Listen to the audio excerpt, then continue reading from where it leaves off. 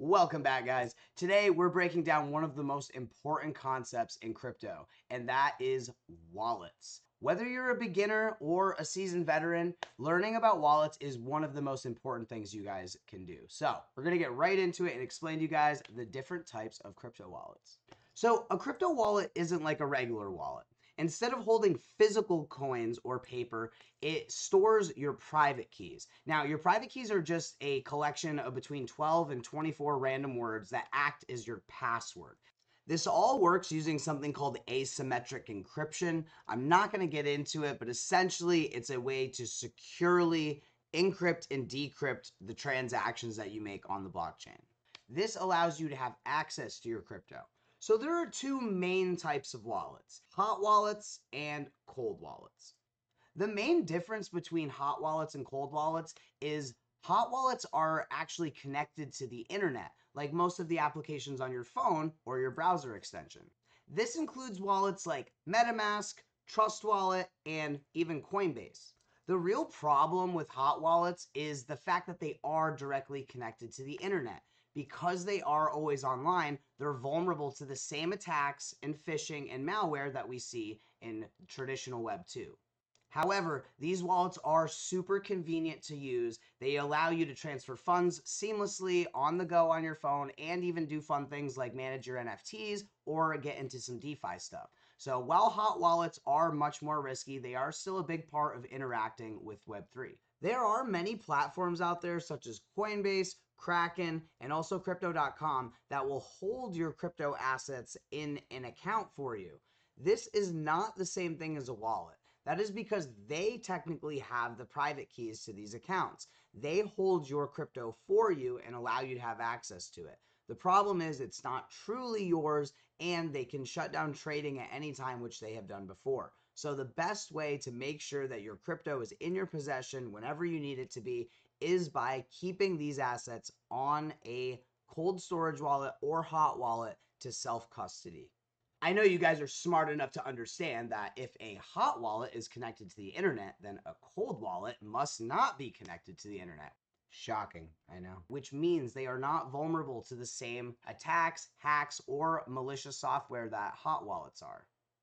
A cold storage wallet stores your private keys offline on a physical device. The only setback to using these type of wallets is the fact that they are a little clunkier and more difficult to use when connecting to many applications. However, they are the safest way to secure your crypto.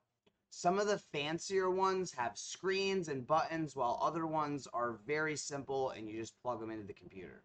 Now, I'm going to talk about a couple of them. We're not sponsored by any of these, but these are some of the ones that we've used and we've had the best experience with, and they are some of the best in the industry. You guys already probably know what I'm going to say. But up first, we have the Ledger wallet. It is super secure, definitely one of the best. It's the one that I personally use. They have a bunch of different models. I'll throw some up on the screen for you. You know, we have the basic model, we have the step up, and then the new one that just came out.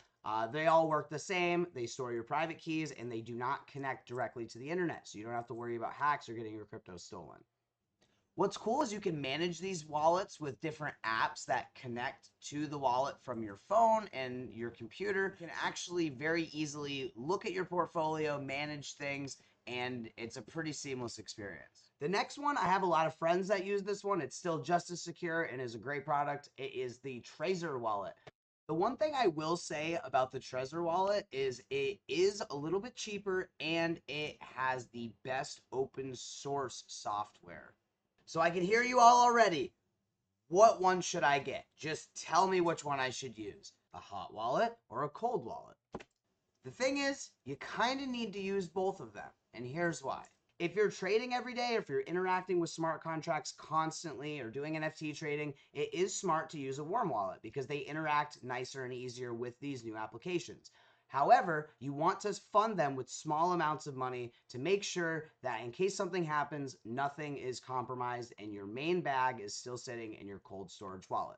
If you have a large amount of assets, it is so important for you to store them on a cold storage wallet so there's no risk of anything happening, and make sure that your private keys are not stored digitally. This is a huge problem I see people make. they save their private keys on a screenshot on their phone or a file on their computer. Do not do this. What is going to happen is if somebody hacks into your computer or even just goes in your computer and looks at the file, jealous ex-girlfriend maybe, then all of your crypto assets could be drained. So make sure that you put this in a secure place, a fireproof safe, something to make sure that nothing happens to these words, because this is your access to your crypto.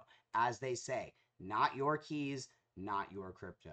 That is basically it, guys. I know there is a lot of wallets out there, so if you have any questions about if a wallet is safe or not, drop it in the chat. Also, if you have any other questions, hop in the Discord. We have tons of super smart people that can help out. Thank you guys for watching and joining us for what will be the greatest bull run in history.